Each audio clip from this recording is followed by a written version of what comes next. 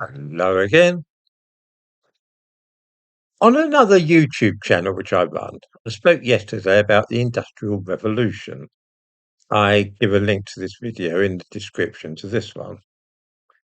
Somebody asked in a comment there whether they teach about the Industrial Revolution in our schools. And the answer is very curious. The Industrial Revolution began in Britain, of course, and spread from here to Europe and the rest of the world. This is the unvarnished truth, that it was British invention, created by British inventors, British businessmen, and British ingenuity, and that this is what started off the industrialization of the world. This is a bit embarrassing for the teaching profession because it means that Britain was somehow special, and our nation had proved to be the crucible from which the modern world was forged. Few teachers like to promote such an Anglocentric worldview and admit that this country is very special and was a torchbearer of modern civilization. One way of dealing with this problem was to pretend that the Industrial Revolution actually emerged in many countries at about the same time, rather than just one, and that even without Britain, the Industrial Revolution would have started in the 18th century anyway, and that there was nothing special about our contribution. There is not a shred of evidence for this idea, and in fact, it means exploring various alternative universes where Britain didn't exist and imagining what would have happened if history had turned out differently.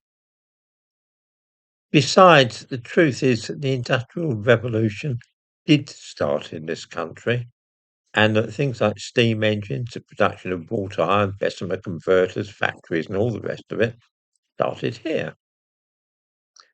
Another way of getting around the problem of recognizing that Britain kick-started the modern world and is a very special country was to suggest that our great inventors pinched their ideas from other people, perhaps from Africans, and maybe black inventors were really responsible for things such as the methods used in the production of wrought iron, which began in the 18th century on an industrial scale.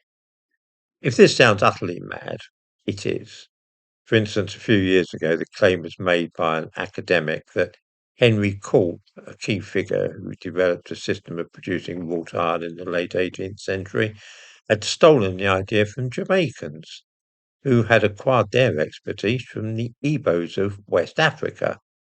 Fancy that, a crucial part of the Industrial Revolution was actually devised in Africa, and white British people took the credit for it. Bastards! It was all nonsense, of course, but fairly typical of what was being said a few years ago. In the description to this video, I give a link to an article which outlines this theory and explains why it's nonsense.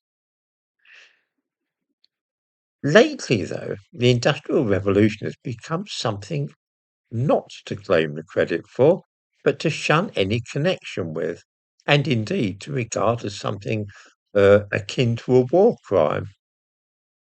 This is because it was all that iron smelting and all the steam engines and factories and trains powered by coal, the dirtiest of fossil fuels, which started man-made climate change. This is something of which all those involved should be deeply ashamed, not boast about.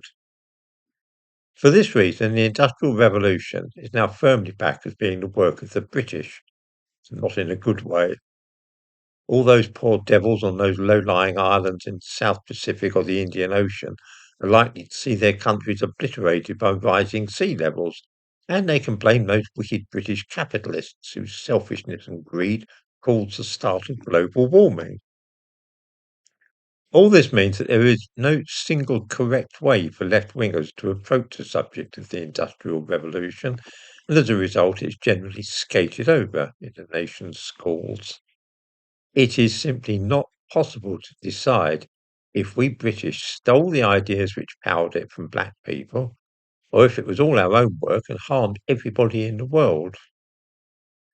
Best leave it alone entirely until an ideological consensus emerges.